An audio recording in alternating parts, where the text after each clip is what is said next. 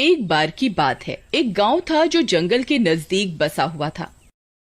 इस वजह से उस गांव पर एक काली चुड़ैल की नजर थी। वो अक्सर रात होने पर गांव में आती थी। उसे जो भी मवेशी बाहर बंधा हुआ दिखाई देता, वह उसे ही मार कर खाने लगती थी। रोज रोज अपने मवेशियों की लाश देख देख कर गांव वाले परेशान हो जाते हैं। और एक रात जब वह चुड़ैल एक मुर्गी के बाड़े में घुसती है, तो सभी गांव वाले हाथ में मशालें लेकर उसे घेर लेते हैं, उसे जलाकर मार डालते हैं। इस दौरान वह चुड़ैल एक मुर्गी को जख्मी कर देती है।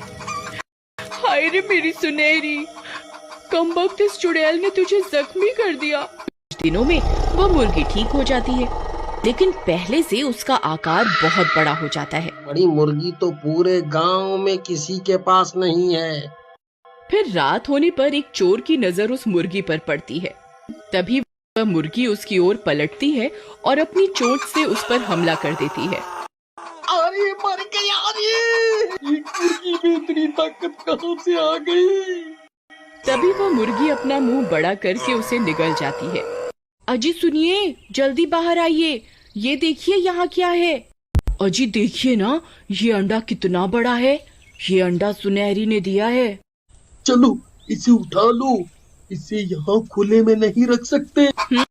रुको, हम थोड़ी देर यहीं इंतजार करते हैं। जैसे ही अपना मुंह दूसरी तरफ करेगी, हम इसका अंडा उठा लेंगे। फिर वे दोनों छुप जाते हैं और इंतजार करने लगते हैं। फिर जैसे ही वो मुर्गी अपना मुंह दूसरी तरफ करती है, वे दोनों उसका अंडा चुरा लेते हैं और घर के अंदर घुस जाते हैं। वहीं दूसरी तरफ वो मुर्गी अपने अंडे को ना पाकर गुस्से में आ जाती है। फिर रामू खिड़की से झांक कर देखता है, तो उसे वह भूतिया मुर्गी उसके दरवाजे पर खड़ी हुई दिखाई देती है।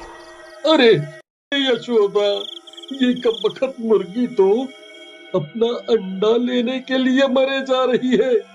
इसके पंजे तो देखो, कैसे चुड़ैल के जैसे लग रहे हैं। तभी वह अंडा हिलने लगता है और धीरे धीरे टूटने लगता है। अंडा ऊपर से टूट जाता है और उसमें से एक बच्चा बाहर निकलता है। अरे अरे, ये क्या चीज है? ये कैसा बच्चा है? अजी ये कोई बच्चा नहीं है जी, ये तो हमारे गांव का कालू चोर है। मैं वापस आ गया। अरे वाह, अब तो मेरे पंख भी लग गए हैं। अब तो मैं जहाँ चाहे उधर उड़ के जा सकता हूँ। फिर रामू उसे लाठी से मारने लगता है। तभी वह मुर्गा खिड़की से उड़कर भाग जाता है। अरे गांव वालों, जल्दी इधर आओ, यहाँ बहुत बड़ा अनर्थ हो गया है। हमारी मुर्गी कोई आम मुर्गी नहीं है, इसके अंदर किसी चुड़ैल का साया है। रामू भाई सही कह रहे हैं, ये वही मुर्गी है जिसे उस चुड़ैल ने काटा था। फिर वे सब गांव वाले उसके ऊपर जलती हुई मशालों से हमला कर देते हैं और उस मुर्गी को जलाकर मार डालते हैं और उसे आग में से उसका लेग पीस निकाल कर खाने लगते हैं। इतना भी भूल गए, ये मुर्गी पर चुड़ैल का साया था। इसको खाने से पहले एक बार सोचना तो चाहिए था। उस भूतिया मुर्गी का असर शुरू हो जाता है और वे तीनों भूत बनने लगते हैं। अजी कुछ कीजिए, अगर ये भूत बन गए तो किसी को जिंदा नहीं छोड़ेंगे। फिर गांव वाले उन्हें पेड़ से बांध देते हैं। शुक्र है भगवान का, ये मुसीबत तो टली। नहीं भाई, एक मुसीबत यहाँ जंगल में घूम रही है। फिर कुछ गांव वाले जंगल में जाते हैं और वहाँ एक पिंजरा लगा देते हैं।